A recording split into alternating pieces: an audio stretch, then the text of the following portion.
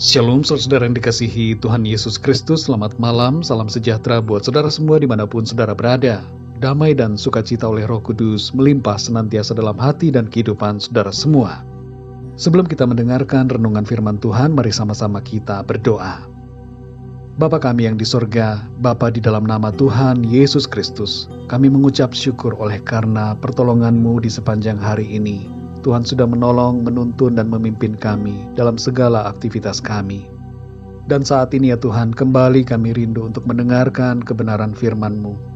Berbicaralah kepada setiap kami masing-masing, urapi kami, berikan kami pengertian untuk kami dapat semakin mengenal Tuhan dan mengerti akan kehendak-Mu. Terima kasih ya Tuhan, dalam nama Tuhan Yesus kami berdoa. Haleluya, amin. Saudara yang dikasihi Tuhan, nats Alkitab kita pada saat ini terdapat di dalam Injil Yohanes pasal 11 ayat 1-44. Saya akan membacakan Injil Yohanes pasal 11 ayat 14-15. Tertulis demikian. Karena itu Yesus berkata dengan terus terang, Lazarus sudah mati, tetapi syukurlah aku tidak hadir pada waktu itu. Sebab demikian lebih baik bagimu, supaya kamu dapat belajar percaya. Marilah kita pergi sekarang kepadanya. Saudara yang dikasihi Tuhan, dalam perikop ini terdapat kisah di mana Lazarus yang sudah mati dan dikuburkan 4 hari dibangkitkan oleh Tuhan Yesus.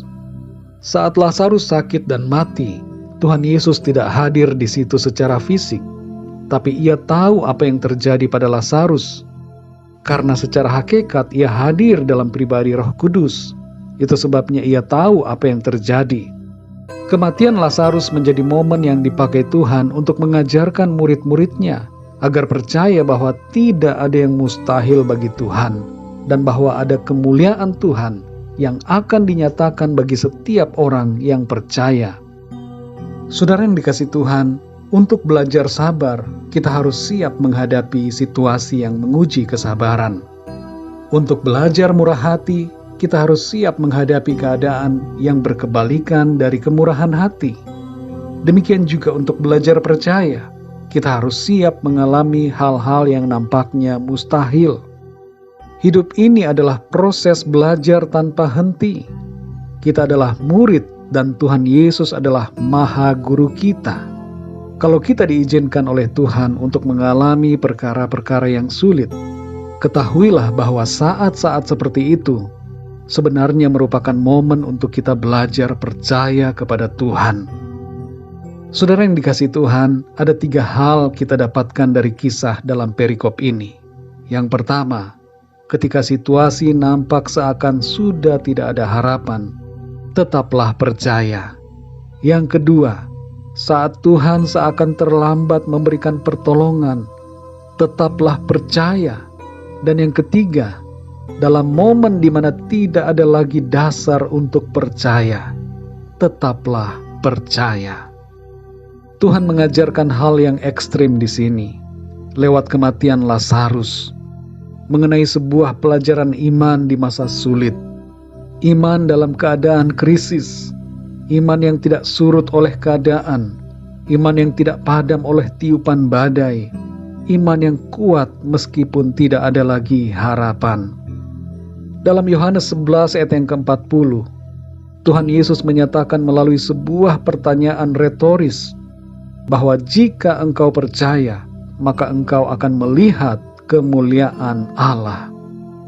Kalau kita mau melihat kemuliaan Allah dinyatakan dalam kehidupan kita, jangan putus asa, tapi percayalah, meskipun keadaan nampak sudah tidak menjanjikan, tetaplah beriman kepada Tuhan. Sebab bagi Tuhan tidak ada yang mustahil, selalu ada harapan dan pertolongan di dalam Tuhan.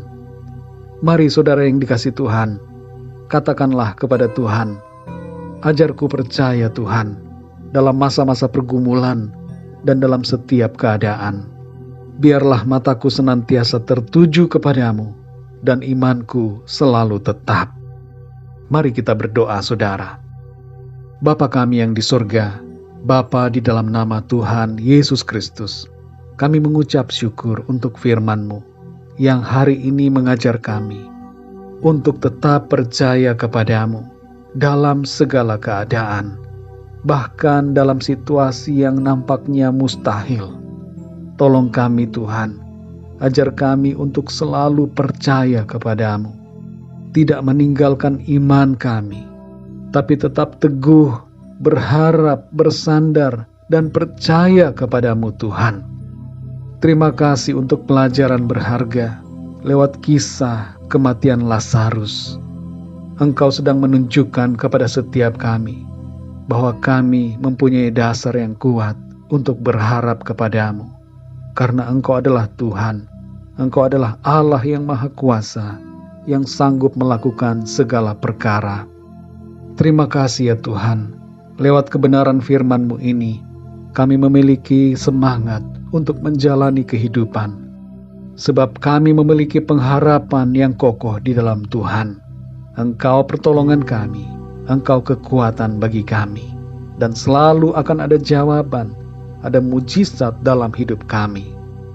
Terima kasih Tuhan, di sepanjang malam hari ini, kami mohon berkat dan perlindungan-Mu atas setiap kami. Berikanlah kami tidur yang nyenyak, dan bangunkan kami kembali besok pagi dengan kekuatan yang baru, dan tubuh yang sehat diberkati Tuhan, untuk kami pakai memuliakan nama Tuhan dalam segala aktivitas kami. Kembali kami berdoa untuk yang sedang mengalami sakit. Jamahlah ya Tuhan, sembuhkan dengan kuasa-Mu. Kuatkanlah yang lemah. Berikanlah semangat yang baru bagi mereka yang berputus asa. Lepaskanlah yang terikat dan terbelenggu dosa dan kuasa kegelapan. Dan nyatakanlah pertolongan-Mu yang ajaib bagi setiap kami yang sedang mengalami masalah dan pergumulan dalam hidup. Terima kasih ya Tuhan, kami percaya Tuhan menjawab setiap permohonan doa kami. Dan kami terima berkat, damai sejahtera, kasih karunia dari Tuhan dengan berlimpah-limpah. Berkati bangsa kami Indonesia dan bangsa-bangsa di dunia ini. Curahkanlah kasih karunia dan rahmat-Mu, supaya setiap orang di setiap bangsa percaya kepada Tuhan. Terima kasih ya Tuhan, terpujilah nama-Mu Bapa. Dalam nama Tuhan Yesus Kristus, Tuhan dan Juru Selamat kami berdoa dan mengucap syukur. Haleluya, amin.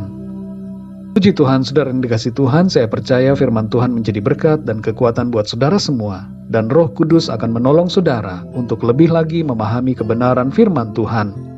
Tuhan Yesus memberkati saudara semua.